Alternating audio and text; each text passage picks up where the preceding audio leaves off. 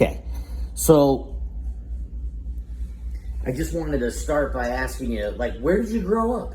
Where were you born? I was born in Oakfield, New York, a small village outside of Batavia, New York, a farming village, and it was on a dirt road, no electricity, no plumbing. Everything was outside, the well was outside, the pump was outside. They had 30 cows, and plus or minus sometimes 3 or 4 calves would be in the mix also, because the cows would have calves periodically.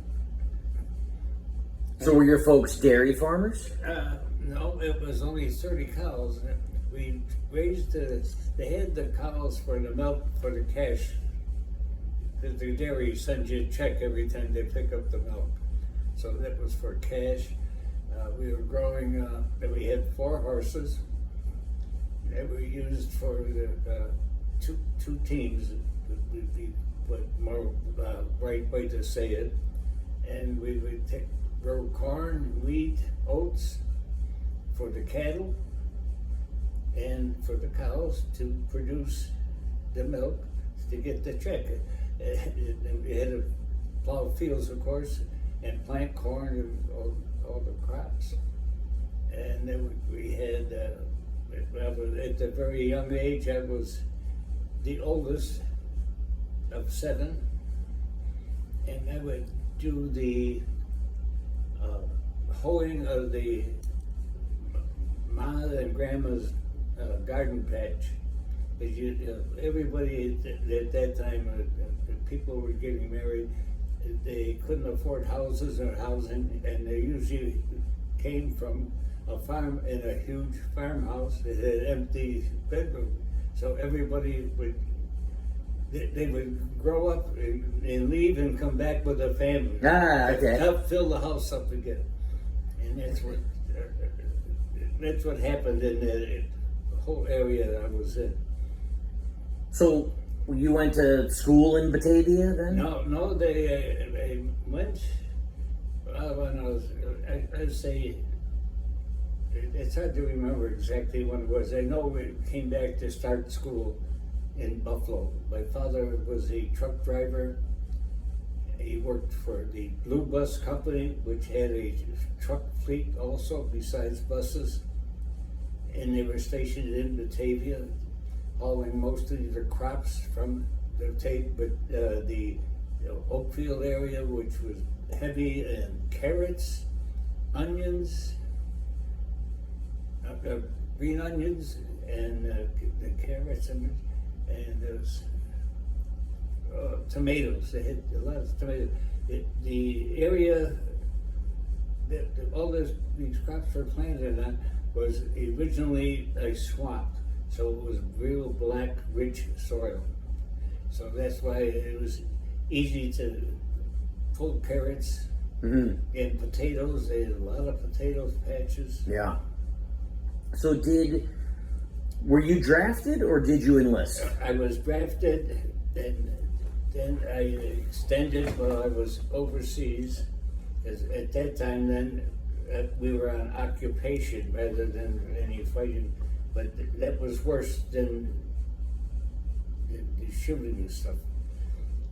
Occupation is when you win a country or defeat a country, you own it. Yeah. So, okay, now who's going to be in the hospital? Who takes care of the hospitals? Where's the doctors? Who's doing the plumbing? Where's the sewer workers? There's none. No mailman. There's nothing. Sure. So we were doing a lot of that. Mostly our outfit was helping the police.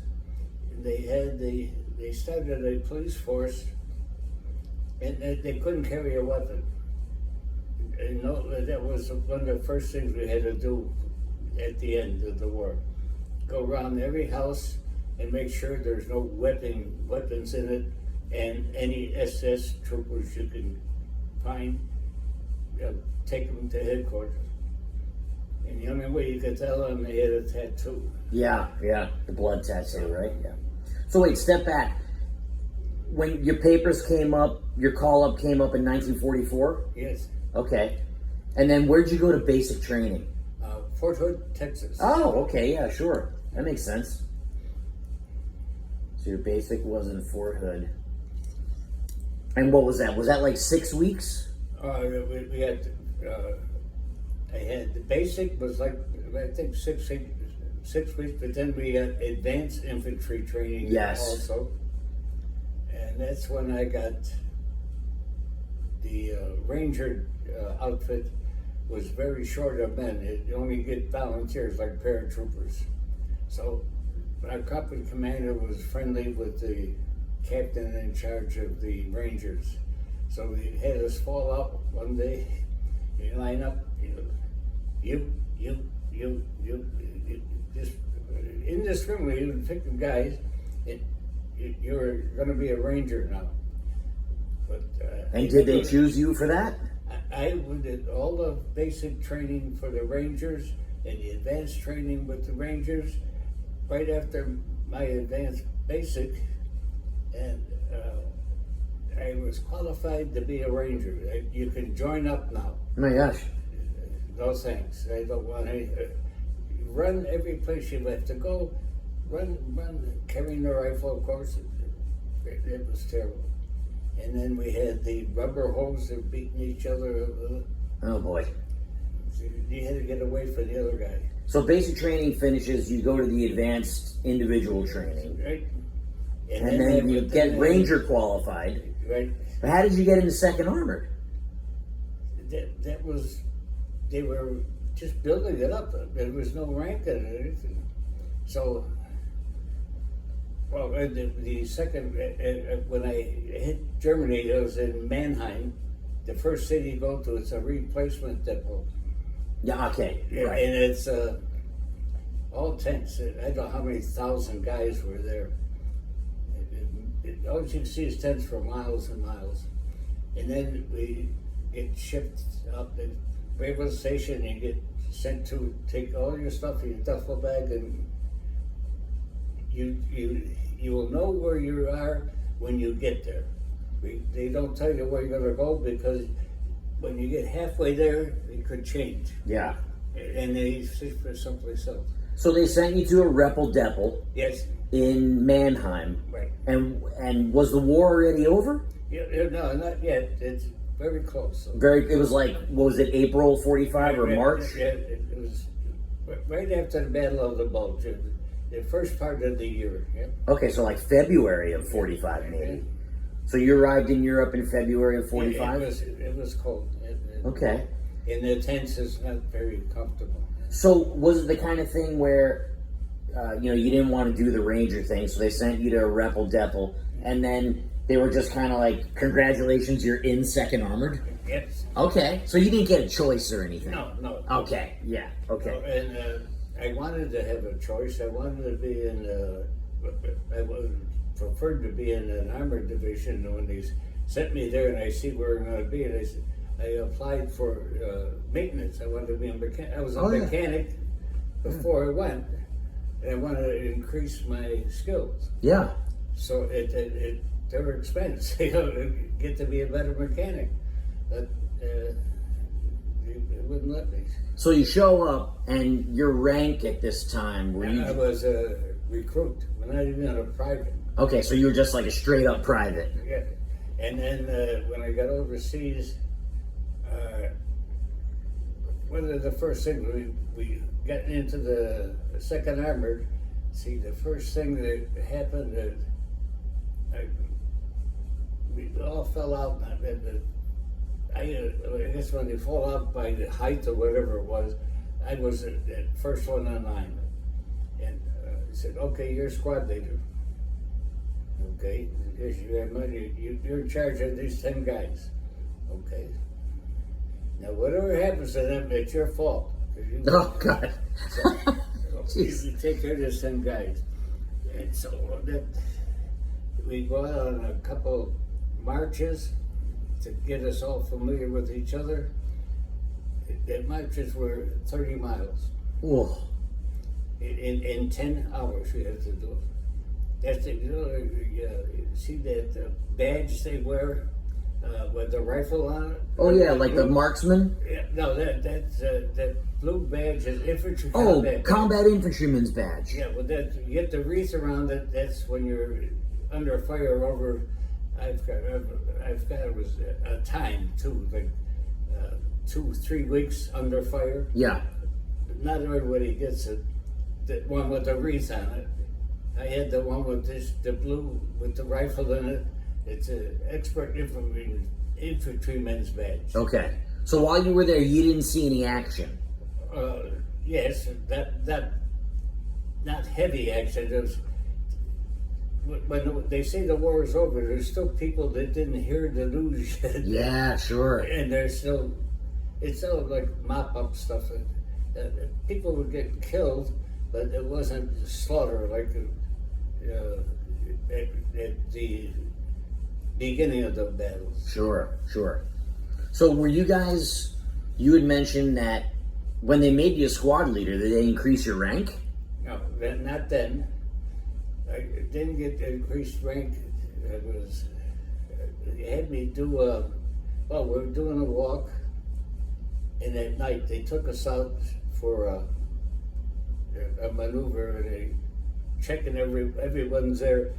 You lead the guys and head northeast, and another guy go southwest. You had to just a direction and see how well you could get the guys to go the right way. So we did that back and forth many times. And then we hit, we were in a valley. We ended up in a valley, and there's a hill up behind us, and the sergeant says, okay, where's our bivouac? And where the mess truck, supply truck parked, and where the water, the little trailer, like a gas thing for water, that was up. That's where we dropped our tents and stuff. The half-a-year pack. We were up there and doing that. Oh, and he said, the sergeant said, his name was Hyder. The sergeant? Yeah. Sergeant Hyder. He had 2 Purple Hearts and a Silver Star. Wow. So he had seen some stuff earlier. Yeah, he's a real nice guy, a real nice leader. No gruffing, no swearing, real good guy. Do you remember where he was from? No. No. Okay, yeah. Oh, Tony left? I think he maybe had to use the bathroom. Oh, Yeah. there's one there. Okay, so now they say, okay. They said, okay, Hale. He said, you said you know where it is? Go up there? And they said, okay, now how many guys want to go with Hale? The whole, at that time there was a platoon, there was 40 guys. Yeah. And they said, okay, everyone want to go with me. So we went up the hill. The next day I was a corporal. Ah, promotion. Yeah, and then we got back to the I forgot where we were now, but we went back to a assembly point. I tell you where the hell was it? Wherever it was now, I can't remember. It's all gone. But you were in Germany. Yeah, it was in Germany. Yeah. I was still in Germany, and that's where the hill was, and all that stuff was in Germany. And well, anyway, the next day, well, I was a corporal the next day. Then the company commander had me do something. Oh, we were at a small. A concern, they called it. It's a small encampment. It was SS troopers training ground. and all they had was a stable there because they were horse-mounted SS, and all the windows were gone from all the exposure. A lot of holes all around the place, and he said we could sleep in there. So Captain Cosworth said, "Okay, Hale," he said, "take the red Jeep, go into town, and get glass to fix all these windows." Okay. And the Jeep driver said, "How the hell are we going to find a hardware store?" He said, "Well, I'll tell you what we're going to do. We're going to go in and find the first bar where the guy speaks English, and we're going to have a beer and ask him." Nice. And we did that, and we found out the glass is a fenster, Right. this window, and the putty is kit that you use to hold the window in. So I also was smart enough. I don't really realize how I did it, but I took a ruler with me because the guy said, "What size do you want them cut?" And they all do millimeters. Yes. Right. And I couldn't convert millimeters to inches, so I only had the ruler. So he had a piece of cardboard there, and I drew out the size I needed, and then he cut the glass. Nice. What did the officers and non-commissioned officers tell you guys about the SS? What did they say? Oh, they said there's, like in our army, there's some good guys and there's some bad guys. Some guys are vicious. They were really probably criminals before they were in the army and abusive to anybody else. And those people seem to be very few and far between when we were finding them. They tried to become meek and how would you say that? Like at a dance or something, they were a wallflower type thing. They don't want to be recognized as a leader, because the leaders were going to Nuremberg and being tried. I think we sent, I don't know how many hundreds went to Nuremberg, but they only tried 60 or 80 of them. They should have shot many more, but or hung, but they didn't. So a lot of those SS guys were kind of like getting away with it. Oh yes, in a way. A lot of them got away with abusing a lot of people and responsible for the death of a lot of people. And I think it was the excuse the military used at that time was they're so busy trying to rebuild the country that they don't have the time and the resources to truly try all the people who were really bad. But you gotta wait. What are you gonna spend the time on? Rebuilding the country? And that's when the Marshall Plan started. And that was, they sent the guys from General Motors, Ford, come over and build up the car plants and the truck plants. And the guy from Chrysler was there too. The guys that made things happen, like the guy from Ford who built that big assembly plant that built the B-24s, he built it what an hour. Yeah, Willow Run. Willow Run. Yep. And that guy, he was always to design factories. And that's the guy who come up with that idea, getting all these executives to go over there and do that, and you could pay them or give them company tax credits or something. But a college student wrote a paper for graduation, a doctorate degree, and that's what he wrote, the Marshall Plan, really. Yeah. The idea of how to rebuild a country. So on a daily basis, you and your squad, Like, what did you guys have to do? Oh, well, Like, before the war ended, what did you guys have to do? Well, before the end, we were doing the same thing pretty much. I ended up, as I say, we went back after that. I became a corporal, and then it was supposed to be time and grade. You're supposed to spend a year or something, and the captain said, "No, you're going to go. You're going to be a sergeant. We need a sergeant in charge of a platoon of 40 guys." So the squad I had was part of the platoon. I became the leader for the whole platoon. We did not have any officers. There weren't any. Just the captain we had, and there was one second lieutenant. He was from I was trying to think what they call that. The OCS? Oh yeah, sure. Officer Candidate School. Yep. Yeah, he was there, and he I don't think he could find his way out of a phone booth.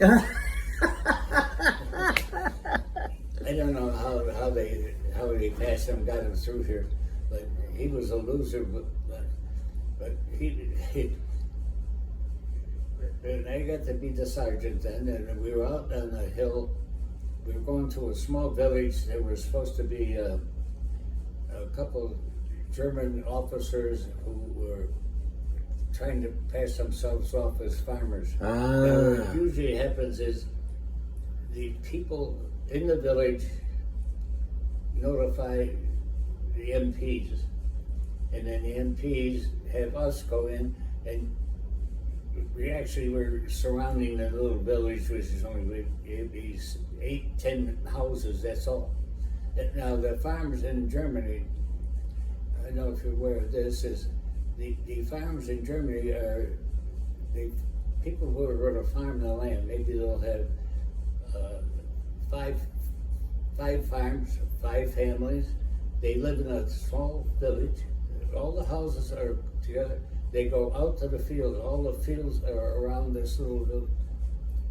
And they go out to the fields to take care of planting and harvesting. And you go, then the houses are all closely knit together. So we go in and we sort of surround the whole area and go in and check the house in case the guy sees us, and a couple of them try to run out the back door. Yeah. And then when the other guys catch them. Yeah. They didn't want to be tried. Sure. They thought they were going to be immediately executed, but it took them, for those trials, I think it took a couple of years. So where were you when the war ended? The war ended, and everything ended up in Mainz, Gunzenheim. Mainz is a small river, a small city on the Rhine River. It's in the area of where France, it was in the French zone. It was only in the American zone when I was in Dachau. Then they shipped us back up where they wanted the Russians to think there was more of us there. Oh. The Cold War was going on. They wanted everybody to think there's more guys there than there was. So they kept moving us here. The next time we way up north, they're Frankfurt or the Rhine-Main Airport. Sure. We were up there quite a few times. So now they shipped it from southern Germany to northern Germany. Yeah, they go up and they kept shipping us around, and it was in the fields were pretty much all still owned by in the American zone by the Americans. And we owned everything there, and the Americans owned that was ours. Yeah. And the Germans had nothing. So we just, whatever we needed to do, we go down through the fields, wherever there's an open path, that's the way we go. So obviously everybody was pretty happy when the war ended, right? Yes, the Germans, I would say, for the most part, And when we got back into mines, but that was already been there for 2 years. And then this last 6 months I was there, I took an extension to eliminate my requirement to be in the reserve. The reserve was when you don't get a discharge, you get a separation, and you have to go 2 years of active reserve, 2 years of inactive reserve. And they can call you back, right? Yeah, at any time, because you never got discharged. You got separated. Yeah. So I took an extra year when we ended up in mines. That's right across the Rio Grande from Wiesbaden. So because you took that extra year, you didn't have to go in the reserve? No. Oh, wow. Well, that's smart in a way, you know? Yeah. The reserve was going to be like 4 more years. So for 1 year, and then at that time, I was a sergeant, and it was getting pretty cushy. We weren't going out as much. We'd have alert twice a month. They'd have alert where you have to. Everybody. It's usually 2 in the morning or 3 in the morning. And sirens go off. You pack up. Your tanks and the half tracks are already loaded with ammunition. So you go, and we had a roadblock that we had to go to. I've forgotten exactly where it was now, but it wasn't that far from where we were. We all assembled at where we all were assembled at, and it would be like a base. And we had to go to that roadblock, and our company B, had this intersection. It was just 2-lane roads. That's all, and we were to secure that and not leave until don't leave this area until you were relieved. And we know if the Russians came, we wouldn't be relieved. We were going to die there. Yeah. Well, that was going to be my next question, actually. Even after May 8th, after the war ended in Europe, were you guys worried, or was there talk about either A, being sent to the Pacific to fight the Japanese, or B, was there any talk about fighting the Russians? Yes. We had many, they would usually combine it. When we would go out and be at this roadblock, then they would have half the guys would be in the roadblock manning the machine guns and guarding the tanks, and the other half would go attend the class. And they had Russian machine guns, Russian rifles, how to load them, how to take care of them, and how to distinguish a machine gunner from the regular infantry guys. That they had a special strap they used to from here down. And that guy was a machine gunner. They had a clip and a strap that could hold the machine gun. Wow. And they had the drum. Yeah, wasn't it like a big round? It wasn't big. It was maybe like this. It had the 45 caliber, but it was millimeters. I forgot what it was. You have a 9mm pistol. It's like our Thompson machine gun fired 45 caliber bullets. Yeah. So now, what happened with a lot of them? They have a drum, and there's like a key for winding a watch for the spring.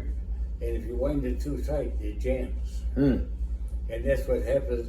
Everyone we would have come into, the U.S. Army would confiscate. Every one of them, the drum was wound too tight. The guys are going in to fight the Russian, and they wind it ready to fire. They think real tight is good, but it isn't. Yeah. So it was a real worry. I mean, if they were having you guys learn like Soviet weapons and stuff like that, that was actually a concern. Yeah, and we go to Fulda, which is a gap in the Alps Mountains, and you could see the Russians over there maneuvering on these high mountains, and we were on the I guess you call it on the hills before you get to the high mountains, but they would be out in the field doing their maneuvers, firing their weapons at targets, and we could watch them doing it, and then they watch us what we're doing. Yeah, and they generally, the officers and stuff like that, they tried to keep you guys separate, right? They did not want you messing around with the Soviet troops, right? No, nothing but them at all. No. Yeah. Okay. And the Soviet zone, you couldn't even go in there. The Russians wouldn't let you in. Yeah. They're afraid you'd see something that they don't want you to see. Did you ever go into the French or British zones? I was in the French zone. Okay. The French zone was right. The American zone was down there, Munich and the Black Forest. We'd come up north, and then on the west side of the German border, and border with France, there's a small section that France claimed belonged to them, and Germany said it belonged to them. And then That was Alsace, right? Right? Alsace? Alsace, right? Yep. Yeah. That would change hands on maps many times. Yes. And that's where Mainz is. Okay. Yeah. So that's where it is. And then we had French infantry outfit would come out to us with us on the alert. So we had French soldiers. What were those guys like? The French troops. They didn't like us. They didn't like the Americans? No, they didn't like us at all. 'Cause we had what would they tell you in German, wie viel Geld. That means we had a lot of money. Ah. And they had none. They were paid very, very poorly.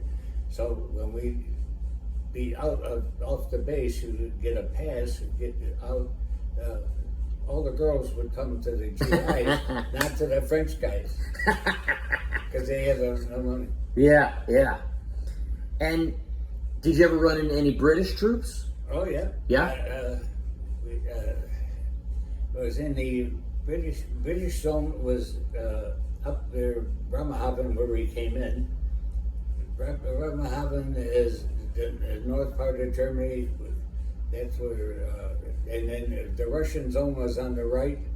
To the left, the west is the British zone, and the Canadians had part of the British zone. Oh yeah. Yeah. How were the British troops? Were they good guys or? Oh yeah, they were. I would say that they thought we were. American soldiers are soft. We're not tough like the British. Now the British have been fighting over in Europe and the Crimea and all that, and we're watching them march, and they march and the arm goes out straight. Yeah. And the sergeant going, all the guys have sores on their elbow. If the arm bends a little bit, he has like a leather, not a whip, but it's a leather.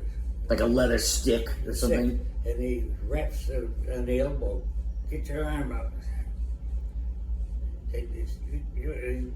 We're too soft. So when you became a sergeant, was the pay like pretty good? Well, it was $180 a month. That's a lot back then, though, right? Well, I was making almost that a week when I was working. Oh, is that right? Back in the States? Yes. Oh, okay. So you made more in a week in the U.S. than you did when you were in the Army? Yeah. Oh, wow. Okay. But they fed me and they gave me the uniform. Yeah. And at that time, back in the States, before you shipped out, you were a mechanic? Yes. Yeah. And I thought I would be one when in the military. But you ended up being like a squad leader. And then a platoon leader. Yeah, then a platoon leader, yeah. And And I kept asking them to try and get switched, but they said you're too good at the job you're doing. And we can't break. Come in. Come in. Oh, come on, Scott. Hey, Scott. Oh, Scott, you got. I'm doing good. How are you? Oh, boy. No, just talking here to John. You're in the right room. How are you? Yeah. Is it 1:30 yet or 11:30? You're going to be here. Oh, I know. Listen, I'm sorry. That was about. I wound up in a meeting that went till afternoon on Zoom. I would think so. This was my. From the way this operation works, I would think when they say a meeting, it's going to last half the day. And Well, they say it was going to go till noon, but it usually doesn't. This time it actually did. So I did not think it was going to go that long. Usually I'm out by 11:15 or so. So anyway, sorry. okay, Do you guys need to do something? No, I'm just going to try to hook him up with his the HDMI. DVD, it's right up there on top of the dresser. You see the DVD? Here, I'll get up to this guy. I'm having trouble with the. This right here.